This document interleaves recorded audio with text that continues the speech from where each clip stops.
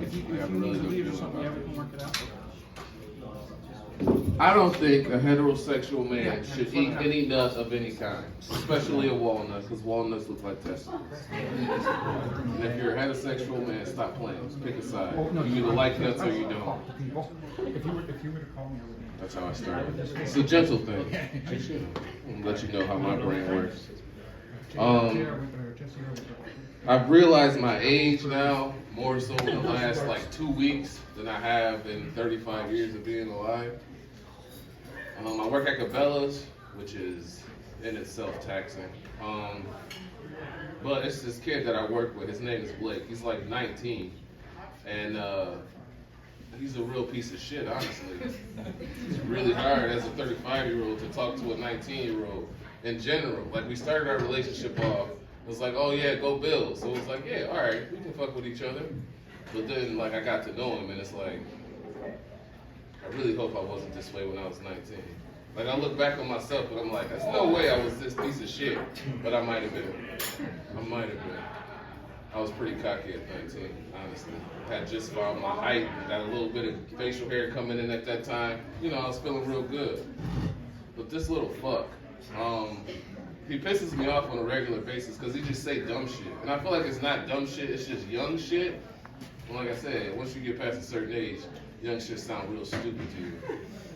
Like, he told me the one day that he was the cutest guy in Cabela's, which clearly is a fucking lie. Like, bro.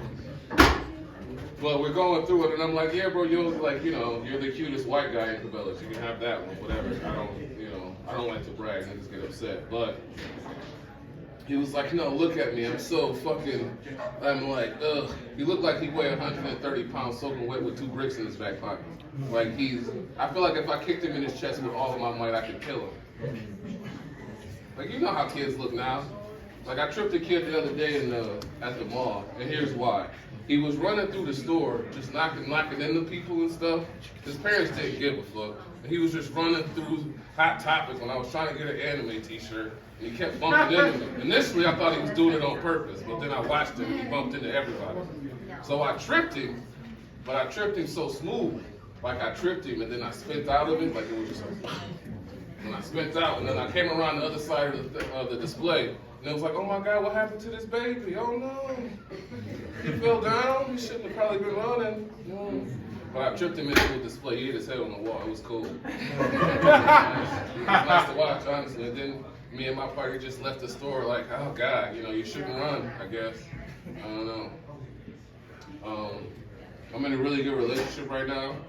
Honestly, you saw I missed that. I missed the thing. You saw I tried to grab it.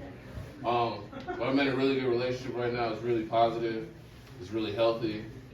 And that in itself is kind of scary. Because it's like, it's easy to be like, oh, I'm in a relationship. But, you know, she fucking crazy. It's like, it's hard to be in a relationship. Like, oh, I'm in a relationship and she make a lot of sense. Maybe I shouldn't be warming up all of my meals, like in the microwave. You know, it's cool when you by yourself and you a dude. You throw some salines in there for 2 minutes, and it's like, you know, that's a meal. And she like, you can't do that. You got a stove. Why don't you use your stove? And I'm like, that's for turkey and shit. Like, you know, I'm not chef. I'm not Gordon Ramsay. That shit is just like, you know, oil and shit. I mean, you know, that's for when the heat go out. You know, you gotta turn that stove down. We won't have no hot dog remnants in there.